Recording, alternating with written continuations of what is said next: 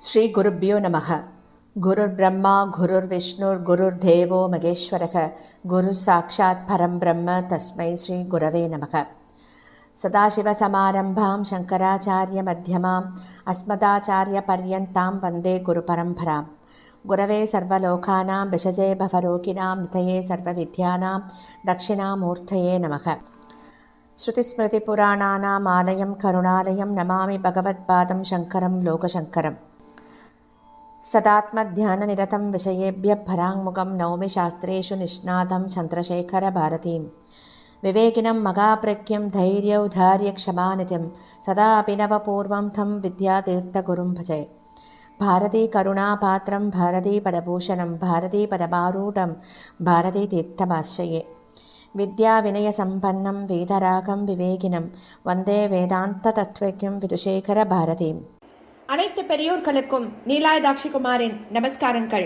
பிரதி குருவாரம் நாம சிங்கேரியில் சங்கரரை பத்தி கேட்டுருக்கும் குருநாதரோட பேரருள்ள இந்த காவியத்தின் நூலாசிரியர் திரு கே நாராயணசுவாமி அவர்கள். இவர் எழுதிய புத்தகத்தின் ஒவ்வொரு வரிகளையும் நாம ரொம்ப அனுபவிச்சு கேட்டு இருக்கோம். பிரதி குருவாரத்திலையும் போன வாரத்தின் தொடர்ச்சியை தான் தொடர்ந்து கேட்க போகிறோம். 89வது வாரமாக 35வது பீடாதிபதி ஸ்ரீ அபிநவ வித்யாதீத்த மகா சுவாமிகளோட உள்ளம் ரொம்ப விசாலமானதுன்னு கேட்டோம். அவர் ஒரு சிஷ்யனிடம் தன்னுடைய கேள்விகளை கேட்டுருக்கார் அப்படிங்கிறத போன வாரம் கேட்டுருந்தோம். அதைத்தான் தொடர்ந்து கேட்க போறோம். தமிழ்நாட்டுல தூத்துக்குடி அப்படிங்கிற ஒரு சின்ன நகரத்துல சங்கரமடம் கட்ட அஸ்திவார பூஜையெல்லாம் பண்றதுக்காக கிளம்புறார் ஸ்ரீ அபிநவ வித்யாதீத்த மகா சுவாமிகள்.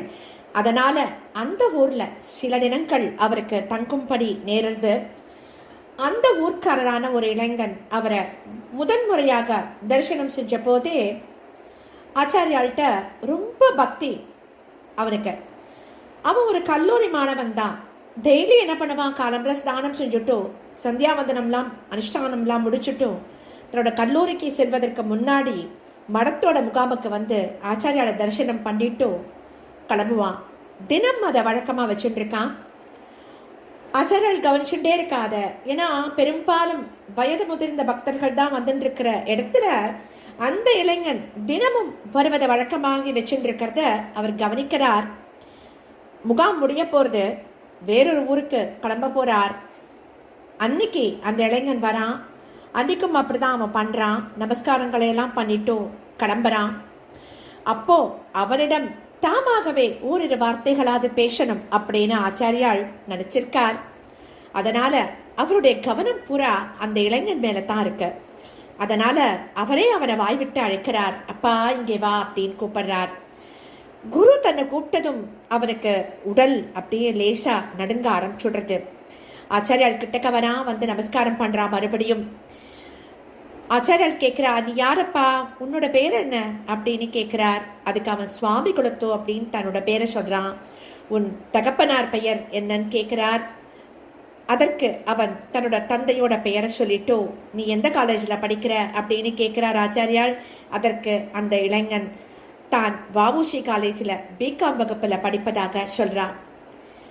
அப்பா ஆச்சாரியால் கேட்கிறா, பிகாம் படிப்புல சமஸ்கிருத பாடம் உண்டோ அப்படின்னு கேட்கிறார். அப்பா அந்த பிள்ளை சொல்றது, இன்டர்மீடியட் வகுப்போட சமஸ்கிருத படிப்பு முடிஞ்சுடுத்தோ, பிகாமில் தமிழோ இந்தியோ அல்லது பிரெஞ்சோ தான் படிக்கணும் அப்படின்னு பதில் சொல்றான். ஆச்சாரியால் சிரிக்கிறா. சிரிச்சுட்டு, சரி காலேஜில் சமஸ்கிருதம் இல்லாட்டா போகட்டும், நீ தனியாக படிப்பியோ அப்படின்னு கேட்கிறார். அப்போ அந்த பிள்ளை பதில் சொல்றான், கண்டிப்பா படிப்பேன், சமஸ்கிருத காவிய நாடகங்கள்லாம் படிப்பேன் அப்படின்னு சொல்றான். அதுக்கு ஆச்சாரியால் கேட்கிறா, சமஸ்கிருத ஸ்லோகங்களை மனப்பாடம் செய்ற அபியாசம் உண்டோ அப்படின்னு கேட்கிறா. ஆமாம், அதுவும் உண்டு. நல்ல ஸ்லோகங்கள் இருந்தா அவற்றை தனியா எழுதி வச்சுப்பேன், முடிஞ்சவரை மனப்பாடம் செஞ்சுப்பேன் அப்படின்னு சொல்றான் அந்த இளைஞன். அது வரைக்கும் அவனுடைய பதில்கள் ஆச்சாரியாளுக்கு ரொம்ப திருப்தியா இருந்திருக்கணும். ஏன்னா அவனோட மேலும் பேச விரும்பியவர் போல கணப்படுறார் ஆச்சாரியார். அப்பா அவர் சொல்றார், ரொம்ப சந்தோஷம் அப்பா, இப்போது நான் கேட்பதற்காக உனக்கு மனப்பாடமாக உள்ள ஏதாவது ஒரு நல்ல சமஸ்கிருத ஸ்லோகத்தை சொல்லுவியா அப்படின்னு கேட்குறான். அந்த பிள்ளை கொஞ்சம் யோசனை பண்ணுறான். யோசனை பண்ணிட்டு தன்னோட மனசுக்குள்ள ஒரு வாட்டி சொல்லி பார்த்துக்கிறான் அந்த ஸ்லோகத்தை. அப்புறம் அதை சொல்லி பார்த்துட்டு நிறுத்தி நிதானமாக அந்த ஸ்லோகத்தை சொல்கிறான். அந்த ஸ்லோகத்தை ஒரு முறை சொல்லிட்டு மீண்டும் ஒரு முறை அதே போல நிறுத்தி நிறுத்தி பதம் பதமாக பிரித்து சொல்கிறான். குரல்ல நடுக்கமே இல்லை. ஸ்லோகத்தில் இருந்த ஒவ்வொரு சொல்லையும் அதன் அர்த்தத்தை ரசிச்சு அனுபவிச்சு சொல்வது போல இருந்தது அவன் சொன்னது. ஆச்சாரியால் அவனுக்கு பக்கமா கொஞ்சம் அப்படி குனிஞ்சுண்டு அவனையே உத்து பார்த்துட்டே கேட்கிறார். அந்த ஸ்லோகத்தில் அர்த்தத்தையும் அவன் அதை சொன்ன பாணியையும் அவர் நன்னா ரசிச்சார் அப்படின்னு தெரிஞ்சதுனால அதை அப்படி அவர் உத்து பார்த்து கொண்டு கேட்டார். அப்படி அவர் உத்து பார்க்கும்போது அவருடைய முகத்துல அப்படி ஒரு சந்தோஷம், அப்படி ஒரு மலர்ச்சி. அந்த இளைஞன் அந்த சுவாமி குலத்தோ தன்னையே மறந்து அந்த ஸ்லோகத்தை 2 வாட்டி சொல்லி நிறுத்திய போது அவனோட 2 கண்கள்லையும் நீர் ததும்பி பளபளக்கிறது. அதையும் ஆச்சாரியால் கவனிச்சிருக்கணும். அப்போ ஆச்சாரியால் சொல்றா, உனக்கு பல ஸ்லோகங்கள் தெரிஞ்சிருக்கணும். ஏதாவது ஒரு ஸ்தோத்திரத்திலிருந்து ஒரு ஸ்லோகத்தை சொல்லுவாய் அப்படின்னு நான் எதிர்பார்த்தேன். நான் எதிர்பாராத விதமாக காளிதாசனோட அபிக்ஞான சாகுந்தலம் அப்படிங்கிற நாடகத்தில் உள்ள இந்த ஸ்லோகத்தை சொல்லிட்டாய். அது ரொம்பவும் நன்னா இருந்தது. இதனை தேர்ந்தெடுத்ததற்கு ஏதானும் ஒரு காரணம் இருந்திருக்கணும். அதை நான் தெரிஞ்சுக்க வேணும் அப்படின்னு ஆச்சாரியால் அவன்கிட்ட கேட்கிறா. எப்பேற்பட்ட பாக்கியம் அந்த குழந்தைக்கு இல்லையா? அவரோட அந்த பரிவும் மிருதுவான பாஷணமும் அவரிடம் ஒரு மன நெருக்கத்தை ஏற்படுத்தி விட்டது அந்த இளைஞனுக்கு. மனம் திறந்த பதில் சொல்றான் அந்த குழந்தை. என்ன சொல்றான் கேளுங்கோ.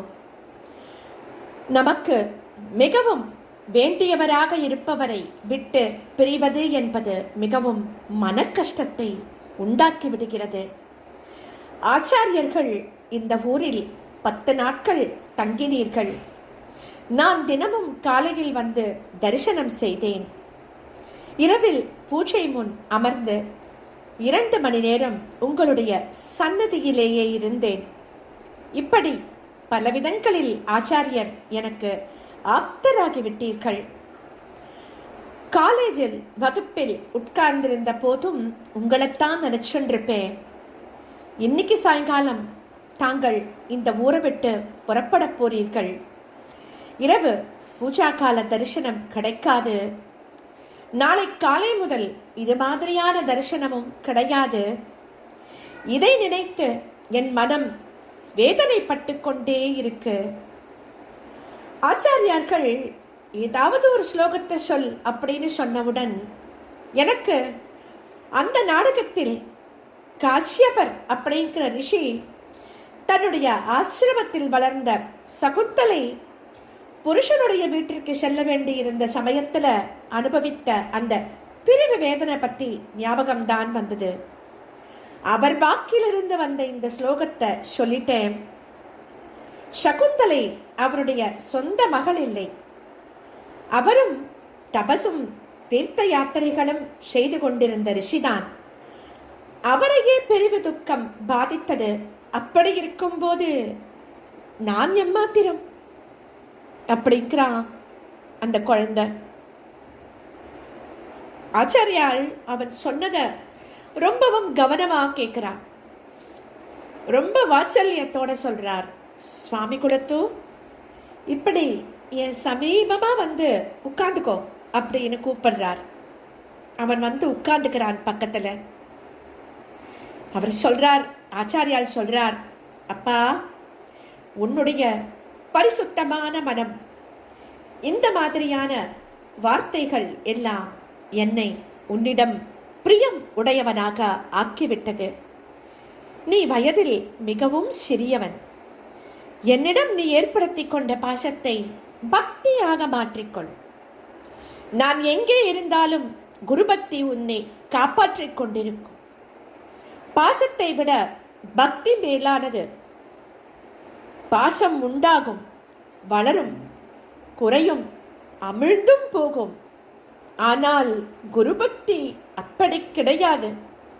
அது மேலும் மேலும் வளர்ந்து உறுதியாகும். காலக்கிரமத்தில் உனக்கு அது ஞானத்தையும் கொடுக்கும் அப்படின்னு ஆசீர்வாதம் பண்ணி அவனுக்கு மந்திராட்சதையை கொடுக்கிறார். அவன் பக்தியுடன் எழுந்து நமஸ்காரம் பண்றான். அவன் நமஸ்காரம் பண்ணும்போது அவனோட சிரத்திலும் நிறைய அக்ஷதையை தூவி ஆசீர்வாதம் பண்றா ஆச்சாரியாள். எப்பேற்பட்ட ஆசீர்வாதம் அந்த குழந்தைக்கு. அவர் சொல்றார் ஆச்சாரியாள், சுவாமி குலத்து, கடைசியாக உன்னை ஒன்று நான் கேட்கப் போகிறேன். அந்த நாடகத்துல அதே 4ஆம் அங்கத்துல காசிய பரிசையின் வாக்கிலிருந்து வேறு சில ஸ்லோகங்களும் வந்ததாக காணப்படுகிறது இல்லையா? நீ எனக்கு கூறிய பதிலுக்கு பொருத்தமான வேறு ஒரு ஸ்லோகம் கூட இருக்கு. அதை ஏன் சொல்லவில்லை? அது ஏன் உன்னுடைய ஞாபகத்திற்கு வரவில்லை அப்படின்னு ஆச்சாரியால் கேட்கிறா அந்த குழந்தைகிட்ட. கேட்டுட்டு அவர் சொல்றார், இப்போ உனக்கு அவகாசம் இருந்தா அதையும் சொல் எனக்கு அப்படின்னு சேர்த்துக்கிறார் ஆச்சாரியார். அப்போ அந்த குழந்தை சொல்றான், நான் இன்னைக்கு காலேஜிற்கு போகல. ஆச்சாரியால் புறப்படும் வரை இங்கேயே ஒரு மூலையில் நின்று கொண்டு தரிசனம் செஞ்சு கொண்டிருக்கணும்னு எனக்கு தோணிடுத்து அப்படின்னு சொல்றான். சரி, அப்படியே செய். அவகாசம் இருப்பதால் அந்த ஸ்லோகத்தையும் சொல்லலாம் இல்லையா அப்படின்னு ஆச்சாரியால் மீண்டும் கேட்கிறா அந்த பிள்ளைகிட்ட. அந்த சுவாமி குலத்து தயங்காம ஆச்சாரியால் எந்த ஸ்லோகத்தை கேட்டாலோ அந்த ஸ்லோகத்தை முன்னாடி ஸ்லோகம் எப்படி நிறுத்தி நிதானமாக பதம் பதமாக பிரித்து சொன்னானோ அப்படியே சொல்றான் அந்த ஸ்லோகத்தையும். அப்போ ஆச்சாரியால் அவன்கிட்ட கேட்கிறார், இந்த ஸ்லோகத்தின் அர்த்தத்தையும் சொல்லுவாயா அப்படின்னு கேட்கிறா ஆச்சாரியால். எப்பேற்பட்ட பாக்கியம் அந்த குழந்தைக்கு. அந்த சுவாமி குலத்து சொல்ல ஆரம்பிக்கிறான். காசியப்ப முனிவர் தனக்குத்தானே பேசிக்கொண்டது போல இந்த ஸ்லோகம் அமைஞ்சிருக்கு. அதாவது அவருடைய உள்ளத்தில் எழுந்த எண்ணங்கள் அவை. இன்றைய தினமே சகுந்தலை புறப்பட்டு செல்ல போகிறாள் அப்படின்னு நினைக்கும் போது என் ஹிருதயம் வருத்தத்தினால் பீடிக்கப்படுகிறது. கண்ணீரை அடக்கும் போது தொண்டை அடைத்து கொண்டு விடுகிறது. அவளை பற்றிய கவலை என் பார்வையை மங்கச் செய்து விடுகிறது. காட்டில் வசிக்கும் எனக்கே இப்பேற்பட்ட மனக்கஷ்டம் பாசமிகுதியால் ஏற்படுகிறது என்றால், கிரகஸ்தர்கள் மனமாகிவிட்ட தங்களுடைய புத்திரிகள் பிரிந்து புருஷன் வீட்டிற்கு செல்ல வேண்டிய காலம் வரும்போது எவ்வளவு கஷ்டப்படுவார்கள் என்று மகா தபஸ்வியான காசியப்ப முனிவர் மனம் நொந்து கொள்கிறார் அப்படின்னு பதில் சொல்றான் அந்த சுவாமி குலத்து. அப்புறம் சொல்றான் அவன், இந்த ஸ்லோகத்தை முதலிலேயே சொல்லியிருப்பேன், ஆனா ஆரம்பிக்கும் போதே துக்கத்தை தாங்க முடியாம அழுதிருப்பேன், ஸ்லோகத்தை சொல்லி முடிக்க முடியாம ஓடியிருப்பேன் அப்படின்னு சொல்றான். அதுக்கு ஆச்சாரியால் கேட்கிறா, இப்போ மட்டும் எப்படி உன்னால் சொல்ல முடிந்ததுன்னு கேட்கிறா சிரிச்சுண்டே. அதுக்கு அவன் பதில் சொல்றான், ஸ்ரீ ஆச்சாரியாலின் உபதேச மொழிகள் என் மனத்தை சமாதானம் செய்து விட்டன அப்படின்னு பதில் சொல்றான் அவன்.